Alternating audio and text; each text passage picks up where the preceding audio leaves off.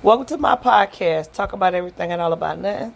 This is Dana Leggett, and I am doing my part 2 series with my husband, Marcus Leggett. Good evening. How are you doing, Marcus? I'm doing well. Why are you talking like you're a robot? I'm not a robot, I'm a human. I can't tell. So we're going to finish up your part 2 of your growing up as Marcus. Growing up in the projects. Well, it wasn't titled Growing Up in the Projects. It was just titled Growing Up as Marcus. Yeah, but my part 2 is in the projects. And projects on 319 Gulf Street. Oh, so you're talking about the big projects? Yes. In Mullins, South Carolina. Woohoo! The projects wasn't, and they was almost new back then. They wasn't. Well, I don't know. I know when we was on Wine Street, I used to hear the drums and the bands and the racket, the noise and stuff from the football field. And the only thing I can think of, I want to move over that way. And then you finally moved over that way? Yeah, we finally moved in those projects. But the football field was in between two sets of projects. Yeah. Oh, God. Kiwanis Field. That's the name of it. Yep. I love that because you could go to... Most people lived on that side of town, so you could walk to Kiwanis Field and watch the football game through the gates. Or, if you know, a lot of people have football passes. Plus, I had a football pass due to, well, I think it was cheerleading in the off season, but yeah, I enjoyed it. I didn't get to cheer. We was like one of the backup cheerleaders, so you know that's how it was. So it was nice, and you got to see all your friends. And then most people leave there and walk the hardest. Did y'all do that? Yep, left there, walked the Hardee's. Sometimes we'll stand the gate.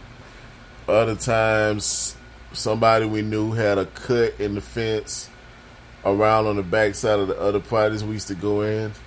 Like a shower curtain, we used to sneak in and stuff. And sometimes we used to just jump the gate whenever the security guard walk around.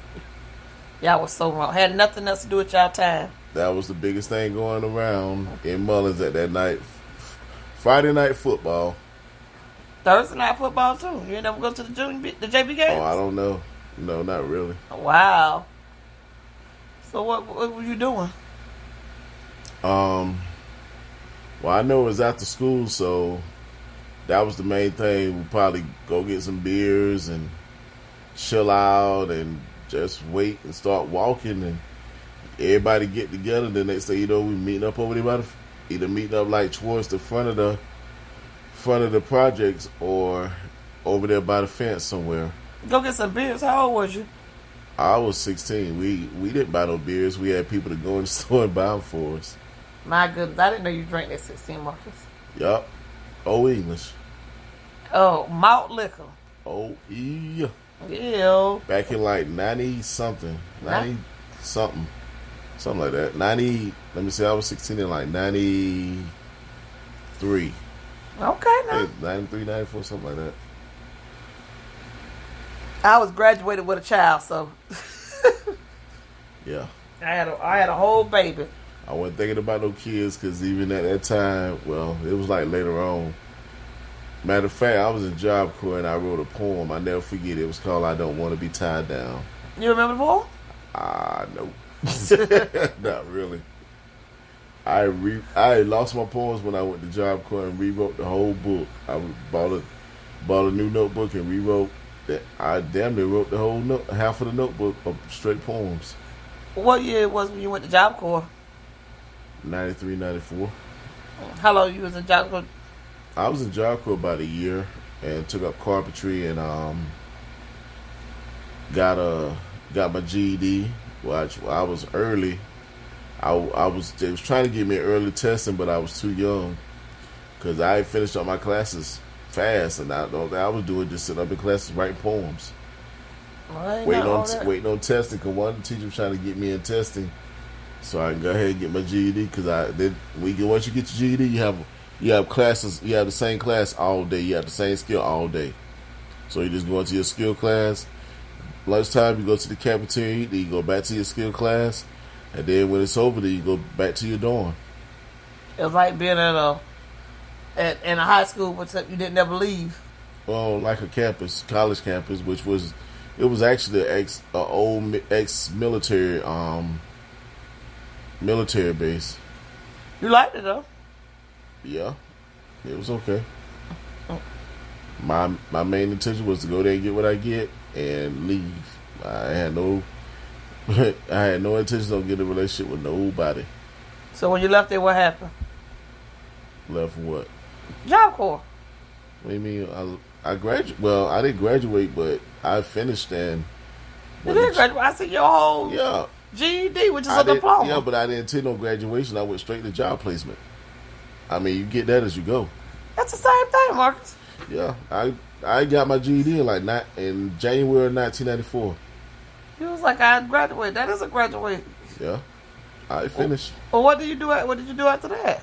I went to Athens, Georgia, in job placement. Stop being a hard-headed, Marcus. I got to pull the answers out of you. Just say what you did. Well, I ain't even told about the area in the project yet. Well, go back. About growing up in the project, we jump way ahead. Well, I didn't jump way ahead. You just went on to talk about and I just rolled with it.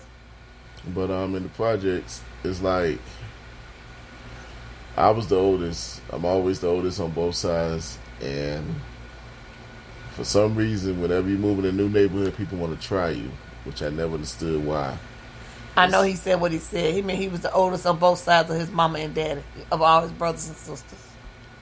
Yeah, people want to try you, especially the new guy in the neighborhood and stuff like that. So, had to prove myself. Got jumped a few times. Never lost a one-on-one fight. Used to babysit my brother, my two sisters and my brother at that time. Because Shalani came along later. She was a baby. And there was a little girl that me and Jason was like, almost like teenagers. Watch out for your siblings. Yeah. Mama went to the store, grocery store, went wash and dry clothes. You know, sometimes she want to take all of us. I babysit. And other times, sometimes we'll go out there to the we'll always catch a cab and go out there to the laundromat. That used to be the old A&P store across from right there on Main Street. What's the name of the bank? First Citizen? Yep. It used to be Anderson Bank. Nope.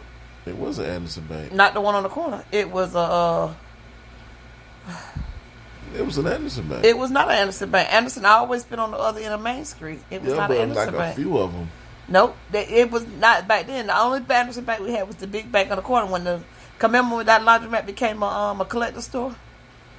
Which laundromat? The one across from the bank. You said you have to catch a tab and go out there and dry your clothes. Yeah. That laundromat used to be a collector store where people sell their collectibles there. Well, that's what they do now. Yes. That bank was not. It was a First Citizen, but it was never an Anderson Bank. Well, I know it was was it A&P there? It was A&P there. Yep, sure was. Yeah. So we used to go there and For those who don't know what an A&P is, it was like a grocery store. A grocery store, yeah. A nice grocery store that wasn't gonna make no business in this small town anyway. Was it a grocery store? Or was it a convenience store? Cause I remember they had the gas. They had the gas store, but it was a grocery store. Yeah, oh, it was a grocery store. But I liked that too. They used to pump your gas there. Yup. Now we used to go to the laundromat and stuff. We used to try.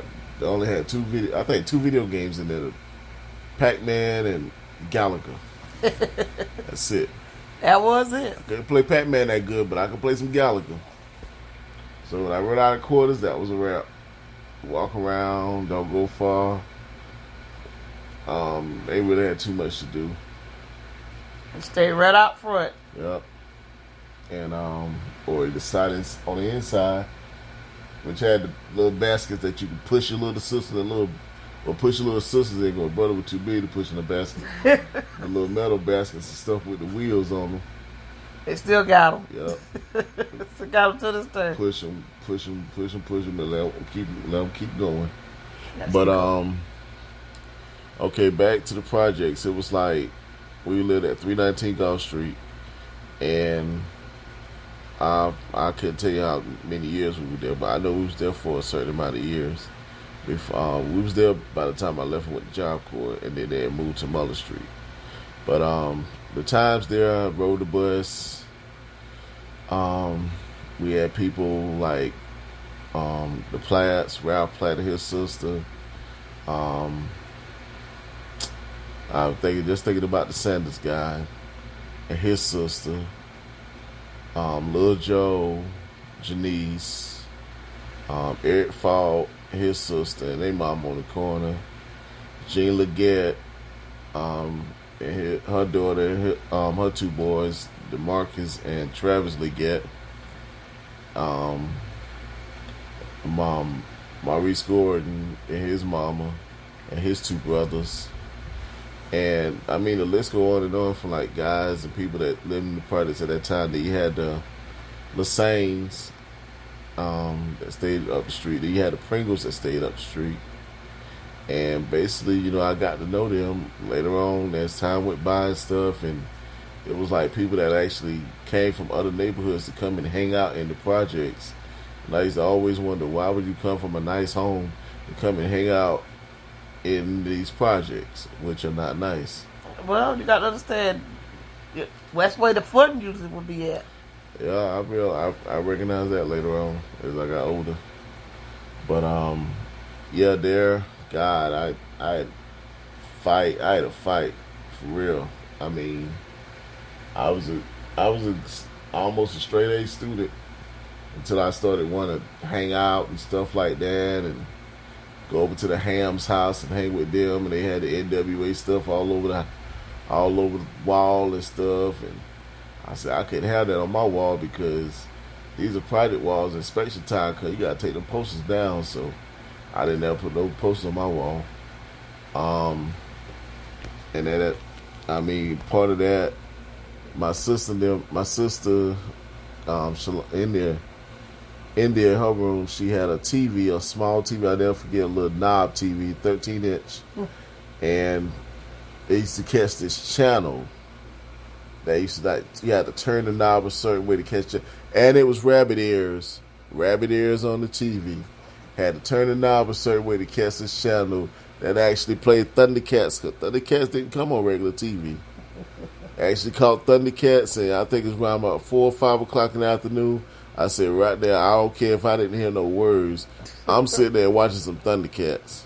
Everybody loved Thundercats. Or He-Man. Matter of fact, and He-Man. But I got that. I seen those channels, like NBC channels, and yes, well, like Marcus always say, I grew up way better than I say I grew up. I don't know how, but that's what he always say. Yeah, they grew up white. They grew up where y'all grew up. We did not grow up white. We was just... That's some white tendencies. But I know. What's a white tendency? Who eats a running egg? No, I couldn't say. A lot of people besides... You one of the few. I probably can count on one hand. That he know personally. But like I said, I've been a whole lot way more places, and I've tried different things way more than he have. So it's not that it's white tendencies. You love to say that, but the things I do, black people do too. Yeah, black people that I don't know. But anyway, back to the story. I remember I had to fight with Eric Fault one time. He wanted to try me, and I almost broke his ribs when I fought him. Had to fight a little guy named Freak. They claimed he was a good boxer, but he couldn't beat me. And then I had to fight my daggone own cousin, kinfolk, Michael Lee, get over $2 in junior high. And I'll never forget that fight. I think I got the best of him, and he gonna chase me with a bicycle rim, and then they call the police, and they gonna tell the police I hit him with some brass knuckles, and I never used a weapon in a fight a day of my life. I never seen no reason for it, and he had 2 knots on his forehead. But yeah, I had to fight through most of that, and one time that I got jumped at one of the football games up on the beach. I'll never forget that either. But that my cousin and them, once they moved to town and started coming over there, that stopped quick. Baby and Simo, so that stopped real quick. But yeah, growing up in the projects was interesting because even my cousin Ryan Rico Miller, I learned him because his sister stayed I could say next door to us. She stayed on the other end, and that's how me and him connected. Then we started talking about I kin people in Lakeview and stuff, and he was related to the same people I related to. So me and him connected right then. Then he was the first one to introduce. And He was the first one that introduced me to the Ghetto Boys. I started listening to the Ghetto Boys.